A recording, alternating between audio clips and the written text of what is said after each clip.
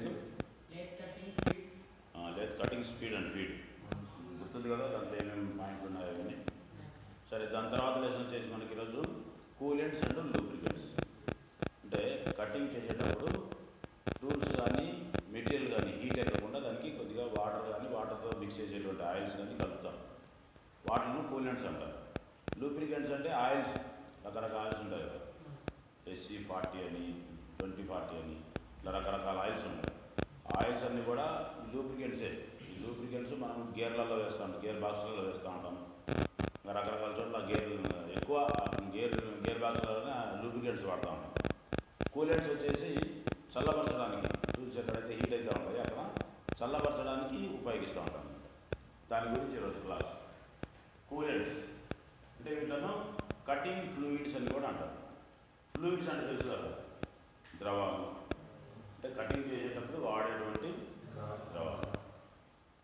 Coolants, cutting fluids play an important role in reducing the wear of cutting tools. Wear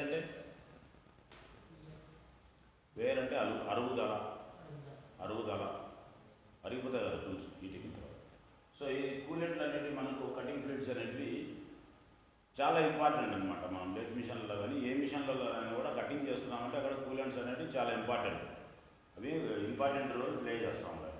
so ఎందుకు cutting tools అవన్నీ కూడా అరిగిపోకుండా మంచి life వచ్చేదానికి, మంచి కట్టు తీసుకునేదానికి ఇవి ఇంపార్టెంట్ రోల్గా పనిచేస్తూ ఉంటాయి. Coolants, cutting fluids are essential in most metal cutting operations. Metal cutting ఆపరేషన్స్లలోనే ఎక్కువ కూలెంట్స్ అనేవి వాడతారు. డ్యూరింగ్ ఏ మిషన్ ప్రాసెస్, అంటే మిషనింగ్ ప్రాసెస్లలో కూడా, అంటే లేత్ మిషన్లలో టర్నింగ్ చేసేటప్పుడు, ఫేసింగ్ చేసేటప్పుడు, థ్రెడ్ కటింగ్ చేసేటప్పుడు, రకరకాల ఆపరేషన్స్ చేసేటప్పుడు కూడా ఈ కూలెంట్స్ అనేవి ఇంపార్టెంట్.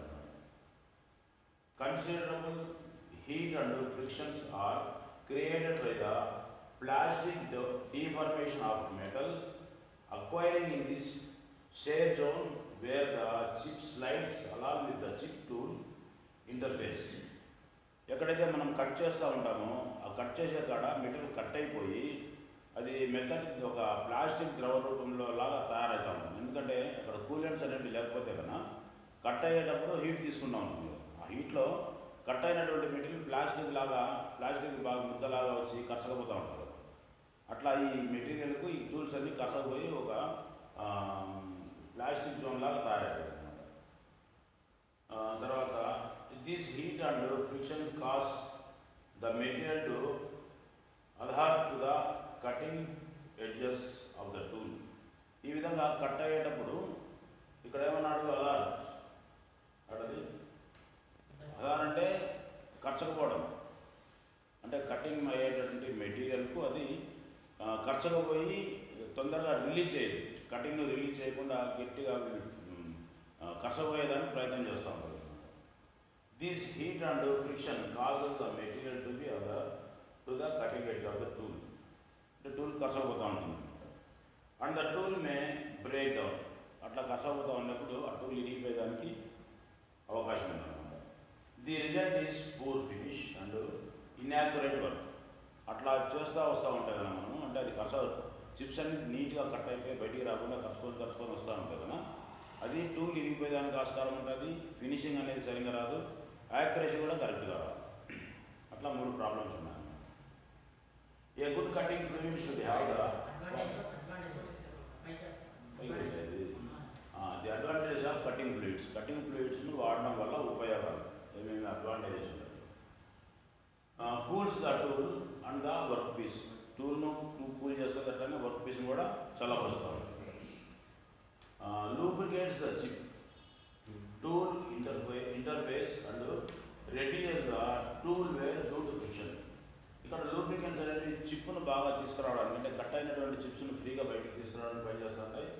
అట్లనే రెడ్యూస్ ద టూల్ వేర్, అంటే టూల్ అరుగుదలను తగ్గిస్తుంది. అట్లనే ఫ్రిక్షన్ కూడా తగ్గిస్తుంది.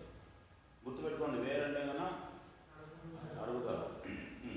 ప్రివెంట్స్ చిప్ వెల్డింగ్, అంటే చిప్స్ అన్నీ కూడా హీట్లో బాగా కరసపోయి వస్తూ ఉంటాయి. అట్లా కరసపోకుండా ఈజీగా చిప్స్ అన్ని బయటపడేటట్టుగా ప్రివెంట్ చేస్తూ ఉంటాయి అన్నమాట కూలెంట్స్. అర్థమైందా? ప్రివెంట్స్ అంటే కాపాడడం. చిప్స్ చిప్స్ అన్నీ కూడా హీట్కి ఖర్చు పోకుండా ఈజీగా బయటకు వచ్చేదానికి తోడ్పడుతూ ఉంటాయి అన్నమాట.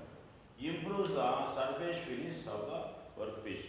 అంటే మనం కట్ చేసిన తర్వాత వర్క్ పీస్ అనేది బాగా ఫినిషింగ్ వచ్చేటట్టుగా ఉపయోగపడుతూ ఉంటుంది. ఫ్లాషెస్ అవే ద చిప్స్ని కూడా దూరంగా పంపించడానికి ప్రయత్నం చేస్తూ ఉంటాయి. ఫ్లాష్ అంటే చిప్స్ను దూరంగా పంపించడం అంటే వెదజల్లడం. Prevents corrosion of the work and the machine. ఇది గుర్తుపెట్టుకోండి, ప్రివెంట్స్ కరోజన్. కరోజన్ అంటే ఇది తుప్పు పట్టడాన్ని నిర్మూలిస్తుంది. అట్లనే మిషన్ యొక్క వర్క్ కూడా బాగా జరిగేటట్టుగా మిషన్ కూడా కాపాడుతూ ఉంటుంది. ఏ good cutting fluid should have the following properties. ఈ మంచి కూలెంట్లకు ఉండాల్సినటువంటి మంచి లక్షణాలు ఏంటంటే గుడ్ లూబ్రికేటింగ్ క్వాలిటీ. మంచిగా లూబ్రికేటింగ్ చేసేటువంటి క్వాలిటీస్ ఉండాలి. అట్లానే రస్ట్ రెసిస్టెంట్, తుప్పు పట్టకుండా, ఒకవేళ తుప్పు పట్టినా రెసిస్టెంట్గా తుప్పు పట్టనీయకుండా ఉండేటట్టుగా ఉండాలి లూబ్రికెంట్స్. తర్వాత ఇది stability both in storage and in a use. అంటే ఉపయోగించేటప్పుడు కానీ లేకపోతే స్టోర్ చేసేటప్పుడు కానీ అవి బాగా ఉపయోగపడేట్టుగానే ఉండాలి. అంటే మనం ఉపయోగించుకుంటూ ఉంటాము, మిషన్ మీద పోసి కట్ చేస్తూ ఉంటాము, బాగా ఉపయోగపడాలి. ఒకవేళ స్టోర్ చేసినాం, వాడట్లేదు, ఎత్తిపెట్టినాము ఆయిల్స్ అన్నీ కూడా, అప్పుడు కూడా అవి బాగానే ఉంటారు, పాడుకోవాలి. పాయింట్. తర్వాత resistant to separation from solution after it is mixed with water.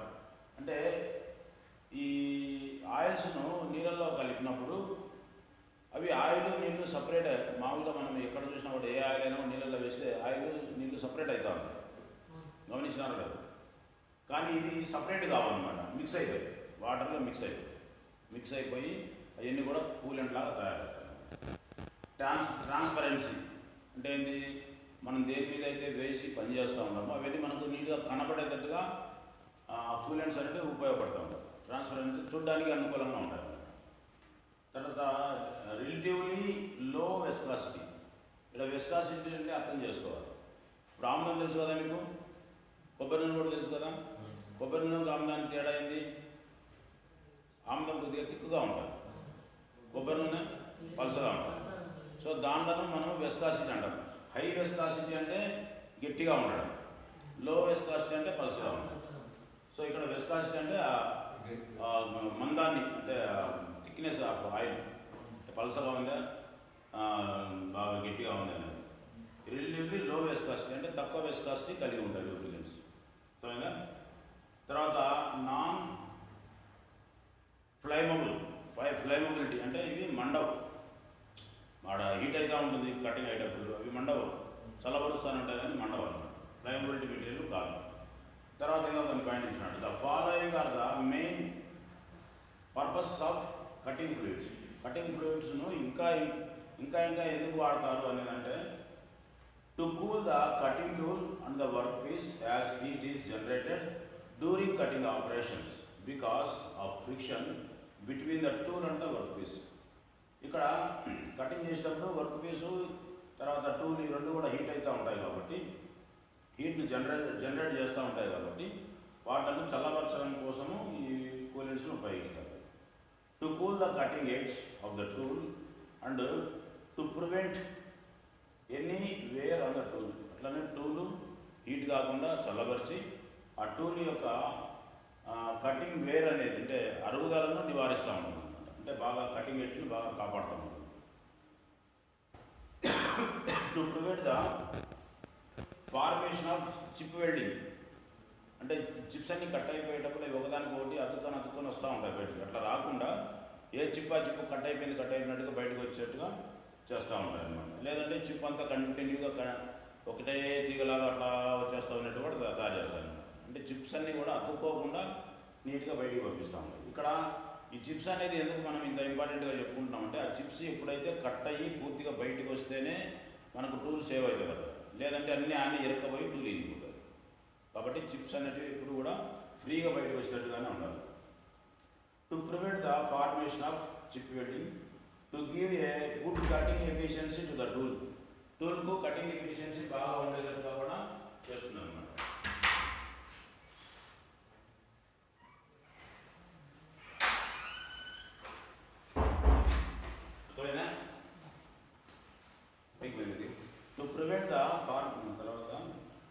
A good cutting efficiency to the tool. పైకి పోనీ లేవుగా ఆడ చూస్తున్నాను నువ్వు పైకి పోనీరా. తర్వాత to give a good surface finish on the job మీద ఫినిషింగ్ కూడా బాగా వచ్చేదానికి ఉపయోగపడుతుంది. To act as a lubricant for the tool and the machine. ఇక్కడ ఏమన్నాడు? లూబ్రికెంట్ అన్నాడు. దేనికి? టూల్కు మిషన్కు మధ్యలో ఫ్రీగా మూవ్ అవ్వడానికి ఉపయోగపడుతుంది అన్నమాట. యాక్ట్ యాజ్ ఏ లూబ్రికెంట్ లాగా. లూబ్రికెంట్ అనేది ఎట్లా ఉపయోగపడుతుంది? బేరింగ్లన్నీ కూడా ఫ్రీగా తిరిగేటట్టు, గేర్లన్నీ కూడా ఫ్రీగా తిరిగేటట్టు ఉపయోగపడుతూ ఉంటుంది లూబ్రికెంట్. అట్లనే ఇక్కడ ఈ కూలెంట్లు అనేటివి కూడా లూబ్రికెంట్ లాగా టూల్ను మిషన్ను కాపాడుతూ ఉంటుంది, ఉపయోగపడుతూ ఉంటుంది. The different types of cutting fluids are. ఈ కటింగ్ ఫ్లూయిడ్స్ అనేవి ఇంకా కొన్ని రకాలుగా ఉన్నాయి. Soluble mineral oils, straight mineral oils, straight fatty oils, compounded or blended oils, sulphurised oils. ఇట్లా 4 రకాల ఆయిల్స్ ఉన్నాయి. ఒక్కో దాని గురించి చూద్దాం. Cutting fluids types and characters. ఈ కటింగ్ ఫ్లూయిడ్స్ యొక్క రకాలేంటివి, వాటి యొక్క గుణాలు ఏంటివి? First soluble mineral oils. Soluble mineral oils. ఇక్కడ మినరల్ అంటే అర్థమైంది? మినరల్స్ ఏవైతే మనకు భూమి నుంచి దొరుకుతాయో అవి మనకు మినరల్స్. అట్లాంటివన్నీ కూడా మనకు పెట్రోల్ కానీ డీజిల్, అంటే ఈ పెట్రోల్ డీజిల్ అన్నీ కూడా ఒకే పదార్థంలో నుంచే వస్తాయి. ఫస్ట్ భూమిలో దొరికేది మనకు క్రూడ్ ఆయిల్. క్రూడ్ ఆయిల్లో నుంచి సపరేట్ చేసుకుంటూ వస్తే కన్నా రకరకాల ఆయిల్స్ అన్నీ వస్తూ ఉంటాయి. మనము వంట నూనెలో, మనం వాడేటువంటి వంట నూనెలో కూడా ఈ మినరల్ ఆయిల్సే కలిసి ఉంటాయి. మనం తాగే లేకపోతే వంటలు చేసుకునేటువంటి వంట నూనెలు ఒరిజినల్ కాదు, అవన్నీ కల్తీ చేసినట్టువే. జాగ్రత్త, మీరు కల్తీ నూనెలు ఎక్కువ తీసుకుంటూ అంటారు, జాగ్రత్త తీసుకోవద్దు.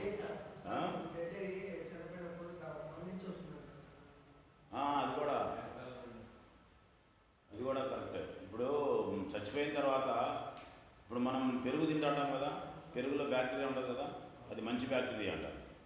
అంటే మనకు సహాయపడేదంతా, మనం బాగా ఉండేదానికి ఉపయోగపడేదంతా మంచి బ్యాక్టీరియానే. అదే బ్యాక్టీరియా ఇంకేం చేస్తుంది తెలుసా? చచ్చిపోయిన తర్వాత మనల్ని బాగా కుళ్ళబెట్టి గొప్ప కొట్టి చేసేది కూడా ఆ బ్యాక్టీరియా. విషయం తెలుసా? సరే, దాంతో లేదు, మనం ఆ క్లాస్ కాదు, మన క్లాస్ కాదు. Soluble mineral oils.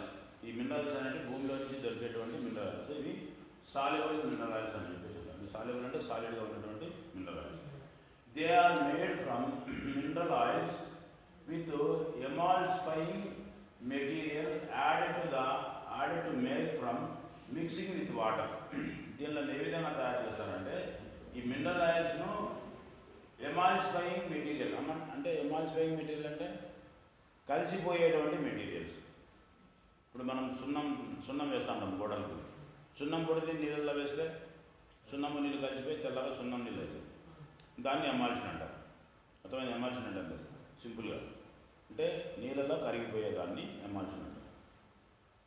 Soluble oil is diluted with water to form an emulsion.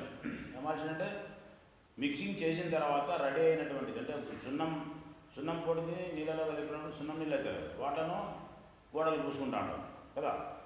So అట్లనే ఇక్కడ మనం కూలెంట్గా వాడుకోవడానికి ఉపయోగపడేటువంటి దాన్ని ఎమల్షన్ అంటే రెడీ అయింది, ఎమల్షన్గా రెడీ అయింది. ఇప్పుడు మిక్సింగ్ విత్ వాటర్తో ఈ సాల్యుబుల్ మినరల్స్ కలిసినప్పుడు అవి ఎమల్షన్ లాగా తయారయ్యి మనం వాడుకోవడానికి రెడీ అయ్యింది. అర్థమైంది కదా?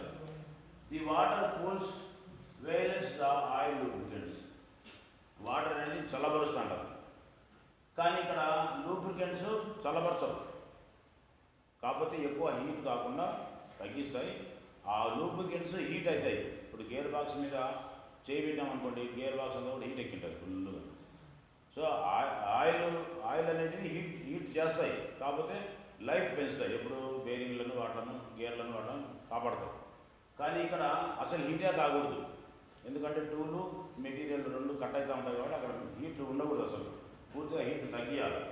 సో ఈ లూబ్రికెంట్స్ కంటే కూడా వాటరే ఎక్కువగా ఉపయోగపడుతూ ఉంటుంది. దాంట్లోనే ఈ ఎమాల్షన్ సాల్యుబుల్ మినరల్స్ని మిక్స్ చేసినప్పుడు అవి ఎమాల్షన్ లాగా తయారయ్యి చల్లబరచడానికి రెడీ అవుతాయి అన్నమాట.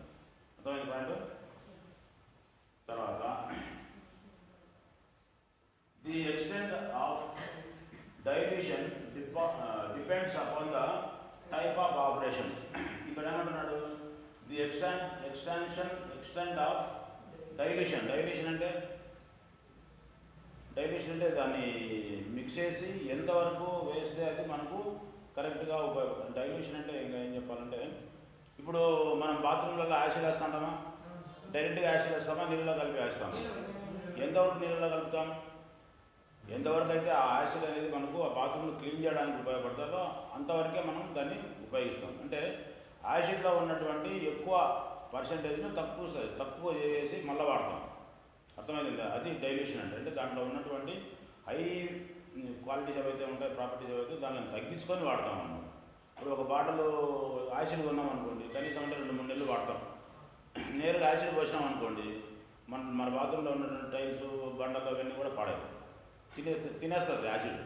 సో దాన్ని డైల్యూట్ చేస్తాం. అంటే తినేయకుండా ఫ్రీగా క్లీన్ అయ్యేంత వరకే ఉపయోగపడేట్టుగా దాన్ని డైల్యూట్ చేస్తాం. అది డైల్యూషన్ అంటే అర్థమైంది కదా?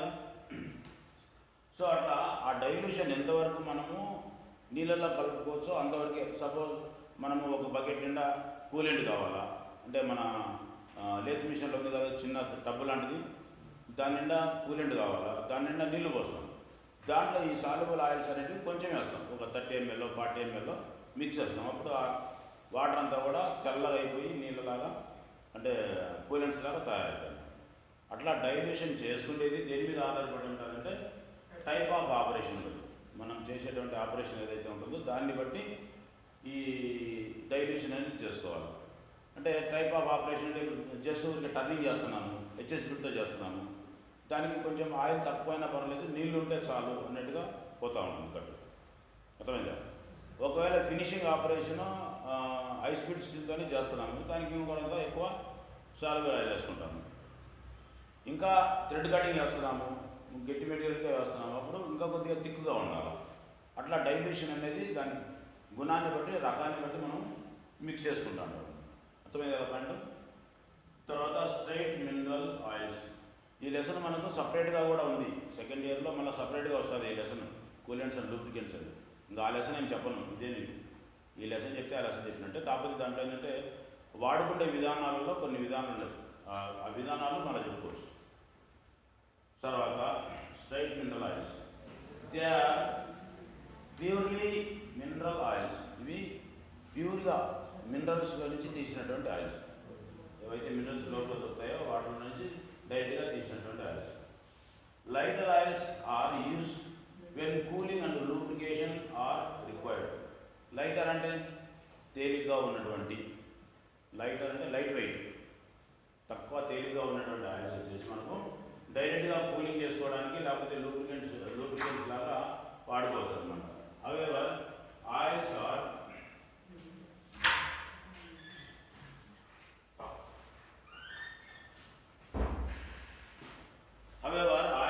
used when lubrication is mainly essential. ఏమంటున్నాడు ఇక్కడ? ఆయిల్స్ అనేవి ఎక్కడ ఉపయోగపడతాయంటే మెయిన్గా లూబ్రికెంట్స్ ఎక్కడైతే అవసరమో. ఇక్కడ లూబ్రికెంట్స్ వేరు, కూలెంట్స్ వేరు. కూలెంట్స్ అనేవి మనకు టూల్ను చల్లబరచడానికి, లూబ్రికెంట్స్ అనేవి గేర్ బాక్స్లలో వాడేవి. సో ఇక్కడ ఈ లూబ్రికెంట్స్ అనేవి కటింగ్లలో కూడా వాడతారు. అవి ఎక్కువ యాక్యురసీ, ఎక్కువ లోడ్లు తీసుకునేటువంటి పెద్ద పెద్ద మిషన్లు ఉంటాయి. ఆ మిషన్లలో ఈ లూబ్రికెంట్స్ వాడతారనమాట. అవి చూడాలంటే మనము గేర్ కటింగ్ చేసేటప్పుడు గేర్ హాబింగ్ మిషన్స్ వస్తాయి, దానిలో కూలెంట్ వేరు, నేరుగా ఆయిల్లే తిరుగుతూ ఉంటుంది. కూలెంట్ ఎంత బకెట్ నిండా తిరుగుతూ ఉంటుందో అట్లా ఆయిల్సే ఆ మిషన్లలో లూబ్రికెంట్స్ లాగా ఉపయోగపడుతూ ఉంటాయి. అవి చూడాలంటే మనం పెద్ద పెద్ద ఫ్యాక్టరీలో పోవాలి. Required. However oils are used when lubrication is mainly essential. They are used on automats, అంటే ఆటోమేటిక్ మిషన్లలో ఎక్కువగా ఈ లూబ్రికెంట్స్ అనేవి ఉపయోగపడతాయి. They protect the machine parts and work pieces from rusting. అంటే అవి యాక్యురేట్గా ఆటోమేటిక్ మిషన్లు అంటే ఎక్కువ యాక్యురసీ ఇచ్చేటువంటి మిషన్లే. ఆటోమేటిక్ ఫుల్గా నడుస్తూ ఉంటుంది కాబట్టి ఫుల్ యాక్యురసీ రావాల్సిందే. అవి ఒకవేళ రస్ట్ పడినాయనుకో యాక్యురసీ దెబ్బతింటుంది. యాక్యురసీ రాదు, మిషన్లో ఉన్నటువంటి స్పేర్స్ కూడా యాక్యురసీలో దెబ్బతింటాయి. అందుకని చెప్పేసి అక్కడ లూబ్రికెంట్స్ వాడతారు. అర్థమైంది? లూబ్రికెంట్స్ ఎక్కడ వాడతారు? తర్వాత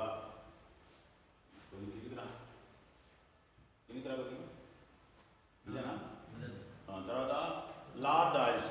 లార్డ్ అంటే దేవుడు కదా, దేవుడు ఆయిల్స్, లార్డ్ ఆయిల్స్ అనుకోండి. Lord oils are usually blended with mineral oils to prevent deterioration కొత్త మోడ్ వచ్చింది. సరేలే, ఈ లార్డ్ ఆయిల్స్ అనేది ఎట్లా తయారు చేస్తారంటే usually blended with mineral oils.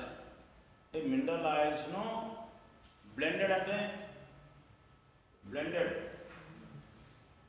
అంటే వాటిని మళ్ళా రీఫైనింగ్ చేయడం అంటే బాగా హీట్ చేసి దాంట్లో కలిసి మళ్ళీ సపరేట్ ఆయిల్స్ తీస్తూ ఉంటారు. అట్లా బ్లెండెడ్ ఆయిల్స్ అంటే సపరేట్ ఒక ఆయిల్ నుంచి ఇంకొక ఆయిల్ సపరేట్ చేయాలంటే మళ్ళీ టెంపరేచర్ను ఇవ్వడం అంటే హీట్ చేయడం. సో అట్లా హీట్ చేసి మినరల్ ఆయిల్స్ని హీట్ చేసి తయారు చేసినటువంటి డిటార్షన్స్. సో సరే, లార్డ్ ఆయిల్స్ అనేవి బ్లెండెడ్ ఆయిల్స్ విత్ మినరల్స్ అనుకోండి. మినరల్స్లో నుంచి తీసినటువంటి బ్లెండెడ్ ఆయిల్స్ వాటిని లార్డ్ ఆయిల్స్ అని చెప్పేసి అంటారు.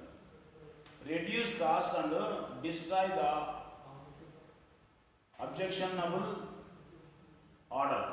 ఇక్కడ ఇది లార్డ్ ఆయిల్, ఈ బ్లెండెడ్ ఆయిల్స్ను ఎందుకు ఉపయోగిస్తారంటే, ఎందుకు తయారు చేస్తారంటే రెడ్యూసెస్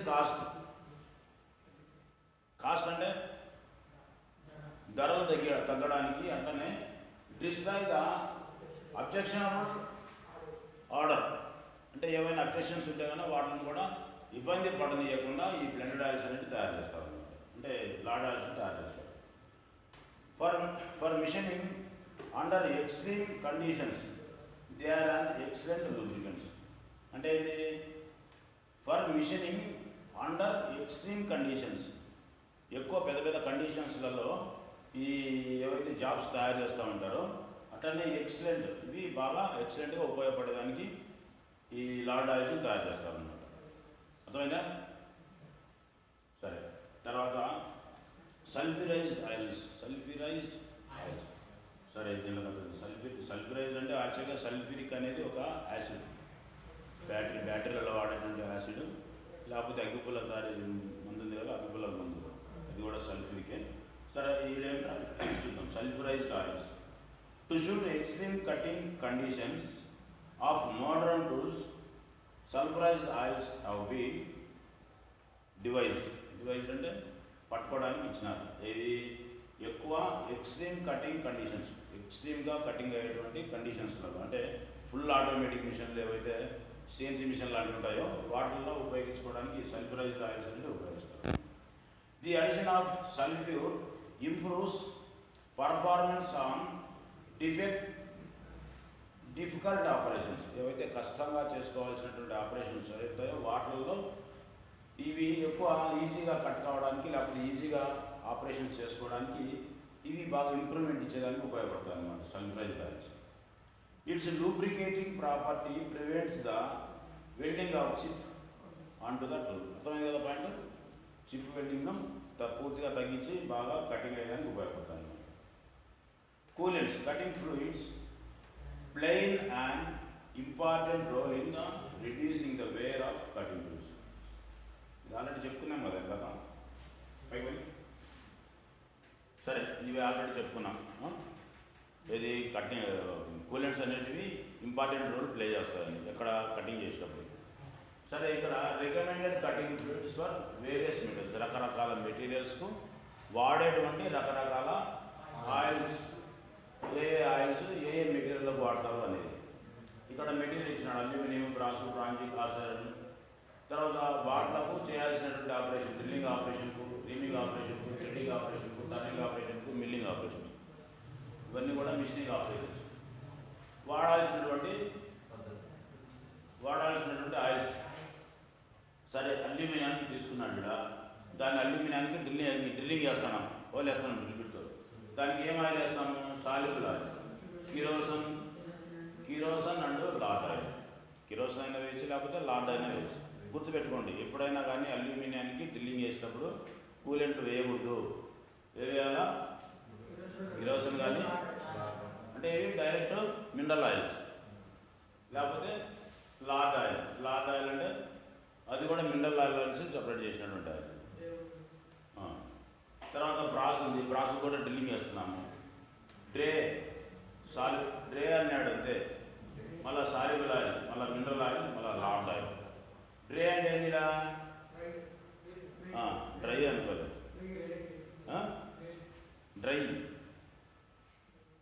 డ్రై అంటే డ్రై చేసేది అనుకున్నారా? ఇస్త్రీ చేసేది లేకపోతే ఉతికేదే?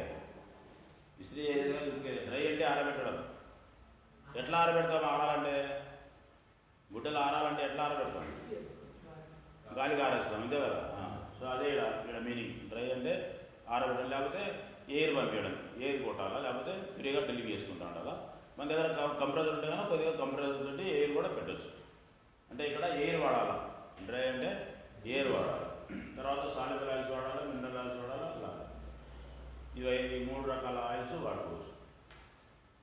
సాల్యుబుల్ అంటే మనం కూలెంట్ కూడా వేసుకోవచ్చు, మినరల్ ఆయిల్స్ వేసుకోవచ్చు, లార్డ్ ఆయిల్స్ వేసుకోవచ్చు. అట్లనే బ్రాంచ్ ఉంది, బ్రాంచ్ కూడా ఎయిరే పెట్టాలా.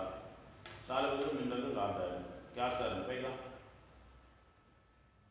తర్వాత క్యాస్ట్ ఆయిల్కు చూడండి, డ్రే ఇక్కడ ఎయిరే, ఇక్కడ ఎయిర్ జెట్.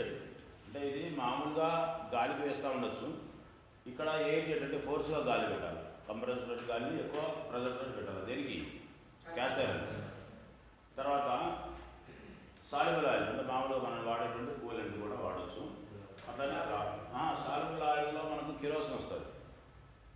లార్డ్ ఆయిల్, మళ్ళీ లార్డ్ ఆయిల్ కూడా వాడచ్చు.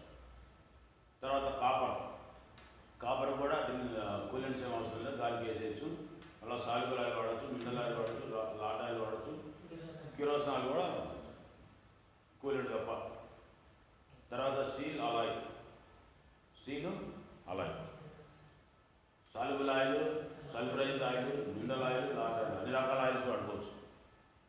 తర్వాత జనరల్ పర్పస్ అంటే మామూలుగా మనం ఎంఎస్కు వేస్తాం కదా, soluble oils, sulphurised oils, lord oils, దీనికి కూడా మ్యాక్సిమం అన్ని రకాలు వేసుకోవచ్చు. అట్లా మనకు ఇంకా reaming, threading, turning, milling maximum అయ్యే ఉంటాయి ఇంచుమించు. ఇవన్నీ కూడా లేత్ మిషన్లలో చేసేటువంటి ఆపరేషన్లే. ఇక్కడ రీమింగ్ వచ్చేసరికి మనకు మళ్ళా కూలెంట్ పనికిరాదు. Soluble oil, kerosene, mineral oil. Dry, soluble oil. Dry ఎప్పుడు వాడకూడదు, రీమింగ్ మామూలుగా వేయకూడదు, ఖచ్చితంగా ఆయిల్స్ వేసుకోవాల్సింది సాల్యుబుల్ ఆయిల్. ఇక్కడ కూడా డ్రే అన్నాడు, ఇది కూడా డ్రే వాడకూడదు. Soluble oils, mineral oils, lord oils. ఇక్కడ కూడా అదే. సో ఇక్కడ రీమింగ్ మాత్రం ఖచ్చితంగా ఆయిల్స్ వాడాల్సిందే, కూలెంట్స్ కాదు, ఆయిల్సే వాడాలి. తర్వాత థ్రెడ్ కటింగ్, టర్నింగ్, మిల్లింగ్ ఇవన్నీ కూడా మామూలుగా చార్ట్ ప్రకారం చూసుకొని వాడుకోవచ్చు. పైకి తర్వాత లూబ్రికెంట్స్ అంటే ఏంటో చూద్దాం. ఇప్పుడు దాకా కూలెంట్స్ అంటే ఏంటో చూసినాము. ఇప్పుడు lubricants with the movement of 2 mating parts of the machine. కొంచెం ఎప్పుడైతే 2 భాగాలు ఒకదాంట్లో ఒకటి జాయింట్ అయ్యి, అంటే మెట్టింగ్ అంటే ఒకదాంట్లో ఒకటి కలిసిపోయి రన్ అయ్యేటప్పుడు మిషన్లలో హీట్ ఈజ్ జనరేటెడ్. అక్కడ హీట్ అనేది జనరేట్ అవుతూ ఉంటుంది. అంటే గేర్లు ఒకదాంట్లో ఒకటి కూర్చొని తిరుగుతూ ఉంటాయి కదా, లేకపోతే బేరింగ్లలో షాప్లు తిరుగుతూ ఉంటాయి. సో అట్లాంటప్పుడు అక్కడ హీట్ అనేది జనరేట్ అవుతూ ఉంటుంది. So if it is not controlled, ఒకవేళ వాటిని కంట్రోల్ చేయకపోతే, దేన్ని హీట్ జనరేట్ అయిన తర్వాత ఆ హీట్ తగ్గించకపోతే, the temperature may rise resulting in total damage of the mating parts. ఒకవేళ ఆ టెంపరేచర్ను తగ్గించకపోతే ఏవైతే ఓ దాంట్లో ఒకటి జాయిన్ అయ్యి తిరుగుతూ ఉంటాయో అక్కడ హీట్ ఎక్కువైపోయి మొత్తం ఆ మెట్టింగ్ అయినటువంటి పార్ట్స్ అన్ని కూడా డ్యామేజ్ అయ్యేదానికి ఆస్కారం ఉంది. అర్థమైందా? అంటే గేర్లు కానీ, బేరింగ్లు కానీ ఇవన్నీ పాడైపోయేదానికి ఆస్కారం ఉంది. కాబట్టి therefore a film of cooling medium. Film అంటే పల్సటి, ఫిల్మ్ అంటే ఫిల్మెంట్ ఉంటుంది. అట్లా ఫిల్మ్ లాగా ఒక పల్సటి ఆయిల్ అనేది ఉపయోగించాలి. Cooling medium with high viscosity is applied. With high viscosity అంటే బాగా మందంగా ఉన్నటువంటి 30 నిమిషాలు ఉంది, బాగా మందంగా ఉన్నటువంటి ఆయిల్స్ను ఉపయోగించాలి. హై విస్కాసిటీ గుర్తుపెట్టుకోండి, హై విస్కాసిటీ అంటే మందంగా ఉన్నటువంటి oils is applied between the mating parts which is known as a lubricant. దాంట్లో మనము లూబ్రికెంట్ అని చెప్పి చెప్తా ఉన్నాం. A lubricant is a substance having an oily property available in the form of fluid, semi fluid or solid state. అంటే ఇక్కడ మనకు లూబ్రికెంట్స్కు ఏం ప్రాపర్టీ ఉండాలంటే అవి ఫ్లూయిడ్గా ఉండాలంటే బాగా ప్రవహించే దాంట్లో మాదిరిగా ఉండాలి, వాడుతూ ఉండాలి. లేకపోతే ఏమైనా కొద్దిగా గట్టిగా ఉన్నా పర్వాలేదు, లేకపోతే ఇంకా గట్టిగా అంటే సాలిడ్ స్టేట్ అంటే గ్రీస్ గట్టిగా ఉంటుంది కదా గ్రీస్, లేకపోతే కొద్దిగా మందంగా ఉన్నటువంటి ఆయిల్. దాంట్లో ఉండాల్సినటువంటి మెయిన్ ప్రాపర్టీ ఏంటి? The lubricant is substance having an oily property. Oily property అంటే ఆయిల్గా జిగటగా ఉన్నటువంటి గుణము కలిగి ఉండాలి. ఆయిల్ అనేటువంటివి కొద్దిగా ఆయిలీ ప్రాపర్టీ అనేది ఉండాలి. It is the life blood of the machine. ఈ పాయింట్ గుర్తుపెట్టుకోవాలి. ఈ లూబ్రికెంట్స్ అనేవి మిషన్లకు ఒక లైఫ్ బ్లడ్. మన శరీరానికి రక్తం ఏ విధంగా అవసరమో మిషన్లకు కూడా ఆయిల్ అనేది అంత అవసరం. ఆయిల్స్ లేకపోతే ఈ మిషన్లు పనిచేయవు. అట్లే మనిషి కూడా బతకాలంటే రక్తం ఉండాల్సింది. అట్లా రక్తంలాగా మిషన్లకు ఆయిల్ ఉంటేనే మిషన్లు పనిచేస్తే, లేకపోతే పనిచేయవు. Keeping the vital parts in perfect condition and prolonging the life of the machine. Vital parts అంటే దాంట్లో ఉన్నటువంటి ప్రతి పార్ట్ కూడా దాని లైఫ్ ఖచ్చితంగా కొన్ని సంవత్సరాలు, కొన్ని ఏళ్ళు బాగా ఉండేటట్టుగా అవి మెయింటైన్ చేయగలుగుతాయి లూబ్రికెంట్స్ అనేవి. It saves the machine and its parts from corrosion. అట్లానే మిషన్లను కాపాడగలుగుతాయి, దాంట్లో ఉన్నటువంటి పార్ట్స్ను కాపాడగలుగుతాయి. అట్లనే కరోజన్ తుప్పు పట్టకుండా కూడా కాపాడుతూ ఉంటాయి. Wear and tear and it minimize friction. అట్లనే దాంట్లో ఉన్నటువంటి అరుగుదలను, లేకపోతే వేర్ అంటే అరుగుదలను, లేకపోతే పగిలిపోవడం కానీ చీలిపోవడం కానీ జరగకుండా ఆ పార్ట్స్ నుండి కూడా కాపాడుతూ ఉంటాయి. అట్లనే మినిమైజ్ ఫ్రిక్షన్ కూడా అంటే టెంపరేచర్ను తగ్గిస్తూ ఉంటారు. తర్వాత పర్పస్ ఆఫ్ యూజింగ్ లూబ్రికెంట్స్ను ఉపయోగించుకుంటే ఎలాంటి లాభాలు ఉంటాయి, ఎలాంటి ఉపయోగాలు ఉంటాయి? రెడ్యూసెస్ ఫ్రిక్షన్ తగ్గుతూ ఉంటుంది. ప్రివెంట్స్ వేర్, అరుగుదల తగ్గుతూ ఉంటుంది. ప్రివెంట్స్ అడెసైన్ అంటే ఖర్చుకునేటువంటి గుణాన్ని, అంటే బాగా ఫ్రిక్షన్ ఎక్కువైనప్పుడు ఆటోమేటిక్గా దానికి ఒకటి ఇరకపోయి స్టక్ అయిపోతాయి. అట్లాంటి ఇబ్బంది లేకుండా ప్రివెంట్ చేస్తాయి. AIDS in distributing the load. AIDS అంటే ఎయిడ్స్ రోగం కాదు, ఎయిడ్స్ అంటే సహాయాలు. ఇప్పుడు నేను మీకు లెసన్ చెప్తున్నా, ఏమేమి వాడుకుంటున్నా ఇక్కడ? కంప్యూటర్ వాడుకుంటున్నా, ప్రొజెక్టర్ వాడుకుంటున్నా, వైట్ బోర్డు వాడుకుంటున్నా, అట్లనే స్కేల్ వాడుకుంటున్నా, ఈ లెసన్స్ చెప్పడానికి లెసన్ ప్లాన్లు వాడుకుంటున్నా. ఇవన్నీ కూడా నాకు ఉపయోగపడేటువంటి ఎయిడ్స్ అన్నమాట. అట్లనే ఇక్కడ ఈ మిషన్కు ఈ ఆయిల్స్ అనేవి ఎయిడ్స్ ఇన్ డిస్ట్రిబ్యూటింగ్ ద లోడ్ను అన్నిటికీ సమానంగా పంచడానికి ఈ ఆయిల్స్ అనేవి ఉపయోగపడతాయి. అంటే ఒకే దాని మీద లోడ్ ఎక్కువ పడకుండా బేరింగ్ మీద షాఫ్ట్ ఉంటుంది, బేరింగ్ లోపల షాఫ్ట్ ఉంటుంది, బేరింగ్ కూర్చోడానికి హౌసింగ్ ఉంటుంది. అంటే ఆ బాడీలో బేరింగ్ కూర్చో ఉంటుంది, బాడీకి లోడ్ ఇస్తుంది, బేరింగ్ లోడ్ మోస్తుంది, షాఫ్ట్ కూడా లోడ్ ఇస్తుంది. ఈ ఆయిల్ ఉండడం వల్ల మొత్తమైన అట్లా డిస్ట్రిబ్యూట్ చేస్తారు, లోడ్స్ అన్నింటినీ కూడా డిస్ట్రిబ్యూట్ చేస్తారు. కూల్స్ ద మూవింగ్ ఎలిమెంట్స్, కదిలేటువంటి మిషన్ పార్ట్స్ ఏవైతే ఉంటాయో వాటిను చల్లబరుస్తూ ఉంటుంది. ప్రివెంట్స్ కరోజన్, తుప్పు పట్టకుండా కాపాడుతూ ఉంటుంది. ఇంప్రూవ్స్ మిషన్ ఎఫిషియన్సీ, ఆ మిషన్ ఎన్ని ఏళ్ళు ఎంత బాగా పనిచేయాలో అంత బాగా పనిచేయడానికి అది లూబ్రికెంట్స్ అనేది బాగా ఉపయోగపడుతూ ఉంటుంది. అర్థమైంది పాయింట్. తర్వాత ప్రాపర్టీస్ ఆఫ్ లూబ్రికెంట్స్కి ఉండాల్సినటువంటి ప్రాపర్టీస్.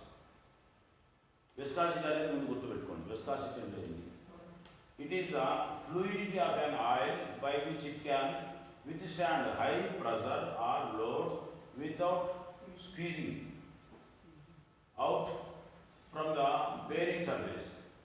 అంటే దానికి ఉండాల్సినటువంటి ప్రాపర్టీ ఏంటంటే ఎక్కడైతే మెట్టింగ్ పార్ట్స్ ఉంటాయో ఆ మెట్టింగ్ పార్ట్స్లలో ఆయిల్ ఖచ్చితంగా ఖర్చుకొని ఉండాలా.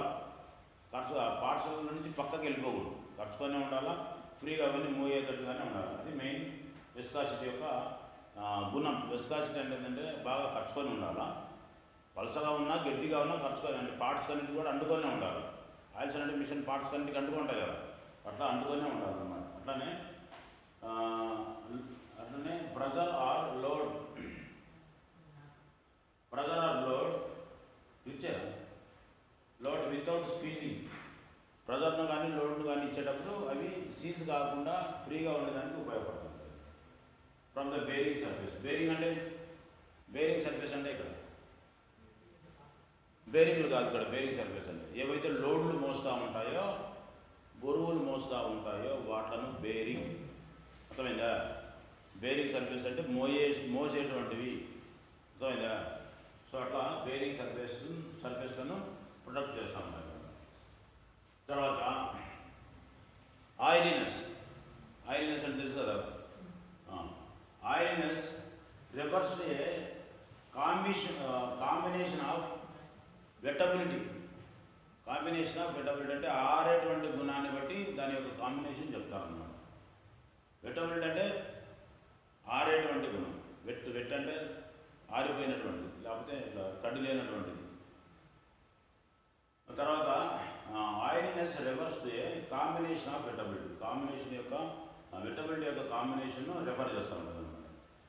Surface tension and slipperiness. Surface మీద అంటే బెడ్ల మీద కానీ, లేకపోతే మిషన్ స్పిన్ల మీద కానీ, బేరింగ్ల మీద కానీ ఆయిల్స్ వేసినప్పుడు దాని యొక్క టెన్షన్ ఏ విధంగా ఉంది, అట్లనే వాటి యొక్క జారుడు గుణం ఏ విధంగా ఉంది. స్లిప్పరీనెస్ అంటే జారుడు గుణం, ఇంత ఫ్రీగా జారుతూ ఉంటుంది. The capacity of the oil to leave and oily skin on the metal. The capacity అంటే the capacity of the oil to leave అంటే ఆయిల్ అనేది అట్లనే ఉండాలా. On oily skin on the metal అంటే మెటల్ మీద ఆయిలీ స్కిన్ లాగా oil అనేది అంటుకొని ఉండాలన్నమాట. మెటల్ లాగా అట్లా ఫ్రీగా ఉండకూడదు. మెటల్ అంతా కూడా ఆయిల్ తోటి నింపబడి ఉండాలి. లోపల ఉన్న బేరింగ్స్ కానీ, గేర్లు కానీ, షాఫ్ట్లు కానీ, క్లచ్ కానీ, ఇవన్నీ కూడా ఎక్కడైతే ఆయిల్ అనేది కంపల్సరీ అవసరమో అక్కడంతా కూడా అది ఆయిలీనెస్తో కప్పబడి ఉండాలన్నమాట. అది మంచి స్లిప్పరీ గుణం ఉండాలి. ఆయిల్ అంటే ఏంటి? యాక్చువల్గా ఆయిల్ కింద పడింది, దాని మీద కాలు పెడితే ఆడబడతాం మనం, అనేవాడు జ్వరం ఏం పడం అనేవాడు కదా, అంటే జారిపోతారు. అట్లా స్లిప్పరీనెస్ అనే గుణం ఆయిల్స్ కంపల్సరీ ఉండాలి. తర్వాత ఫ్లాష్ పాయింట్ అంటే ఏంటి? చిమ్మేటువంటిది. ఫ్లాష్ అంటే ఇప్పుడు దీంట్లో నుంచి ఫ్లాష్ వస్తుంది కదా, ఎట్లా వస్తుంది? చిమ్ముకుండా వస్తుంది కదా, అట్లానే flash point. It is the temperature at which the vapour is given off from the oil. It decomposes under pressure soon. అంటే ఇది టెంపరేచరు ఏ విధంగా అయితే పెరుగుతూ ఉంటుందో అంత స్పీడ్గా ఈ టెంపరేచర్ను తగ్గించేటువంటి గుణాన్ని అందిస్తూ ఉండాలి స్పీడ్గా. అంటే ఆయిల్ అనేది ఫ్లాష్గా ఉపయోగపడుతూ ఉంటుంది. డీకంపోజెస్ అండర్ ప్రెజర్ సూన్ అంటే దాంట్లో ఉన్నటువంటి ఎంత ప్రెజర్ ఉన్నా కూడా ఆ ప్రెజర్ అంతా కూడా తగ్గించుకుంటూ ఆ టెంపరేచర్ కూడా తగ్గించేటువంటి గుణాన్ని ఫ్లాష్ పాయింట్ అని చెప్పేసి అంటారు. తర్వాత fire point. It is the temperature at which the oil catches fire and continues to be in flame. Fire point అనేది ఏంటంటే ఎప్పుడైతే ఆయిల్ అనేది మండేదానికి స్టార్ట్ అవుతుందో దాన్ని ఫైర్ పాయింట్ అంటారు. ఆయిల్ అనేది మామూలుగా గేర్ బాక్స్ ఉన్నటువంటి ఆయిల్ మండకూడదు. ఒకవేళ మండుతుందంటే అక్కడ టెంపరేచర్ పెరుగుతూ ఉంటుంది. సో దాన్ని ఫైర్ పాయింట్ అంటారు. ఎప్పుడు వస్తుంది ఆ ఫైర్ పాయింట్? ఎప్పుడైతే మంటను పట్టుకొని మండడానికి మొదలు పెడతారో అది ఫైర్ పాయింట్ అవుతుంది. తర్వాత పూర్ పాయింట్. పూర్ అంటే అతి తక్కువగా ఉన్నటువంటి point. The temperature at which the lubricant is able to flow when poured. పోసినప్పుడు ఆ లూబ్రికెంట్స్ అనేవి పారుతూ ఉండాలి, గడ్డగడ్డపై అట్లే ఉండకూడదు. అది ప్యూర్ పాయింట్. ప్యూరా పూరా? అది పూర్ పాయింట్. సో అది పూర్గా అంటే దాని గుణం ఎట్లా ఉండాలంటే ఎప్పుడైనా కానీ ఆయిల్ పోసినప్పుడు అది పారుతూనే ఉండాలి. అట్లా పారకుండా ఉంటే కానీ అది పూర్ పాయింట్ లెక్క.